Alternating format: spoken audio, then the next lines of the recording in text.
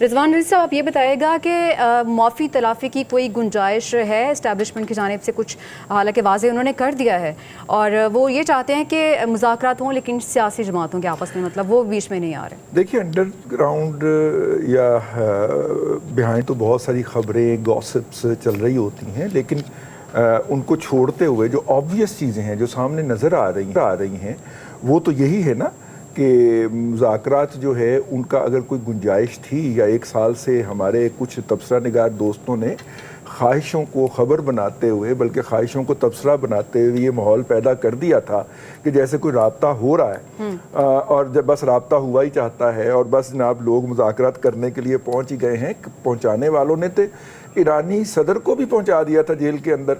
तो इसलिए वो प्रेस कॉन्फ्रेंस जो थी जनरल अहमद शरीफ साहब की, आज उन्हें तरक्की भी मिली है, वो लेफ्टिनेंट जनरल हो गए हैं, तो उनकी जो प्रेस कॉन्फ्रेंस थी उसने उन तमाम मुमकिनात या उन तमाम स्पेकुलेशन के ऊपर बुलडोज फेर दिया।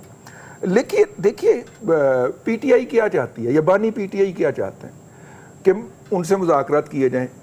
मौजूदा सेटअप के अंदर जो कानूनी और आईनी सेटअप है, क्या इसके अंदर कोई गुंजाइश निकलती है?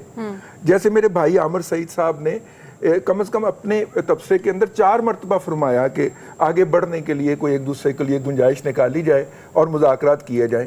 तो क्या मौजूदा ये भी कहा एक तीसरे फरीक को भी ज़रूरत है कि वो नहीं, तीसरा फरीक है ना, तीसरा फरीक तो गारंटर होता है ना इस तरह के किसी भी मुज़ाकरात का।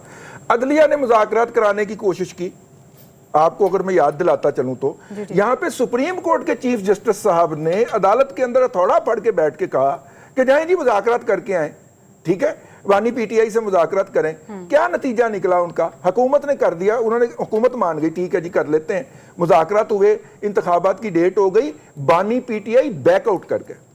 जनरल बाजवा साहब से मुलाकात कर रहे थे, बाहर निकल के कंटेनर पे चढ़ के उन्हें जो है वो मीर जाफर मीर सादक भी कह रहे थे और न्यूट्रल तो जानवर होता है ये भी कह रहे थे, ठीक है। अब ये उनकी हिस्ट्री है मुज़ाकरात करने की। जिन लोगों ने उनसे मुज़ाकरात करने की जुर्रत की उनके साथ ये कुछ हुआ है।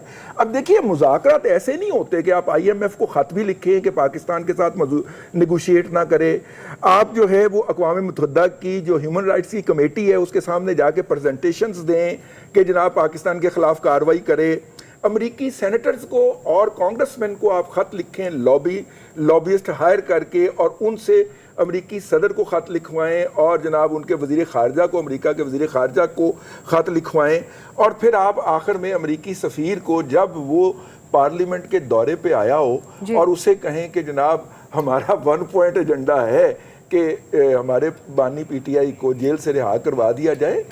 ऐसे मुज़ाकरात नहीं होते। आप पार्लियामेंट में बैठे हुए हैं, एक साइड पे आप बैठे हैं, दूसरी साइड पे ट्रेजरी वाले बैठे हैं, कितनी देर लगती है यहाँ से उठ के वहाँ तक जाने की और उनसे बात करने की? आना की जंग है। बिल्कुल ऐसा ही है।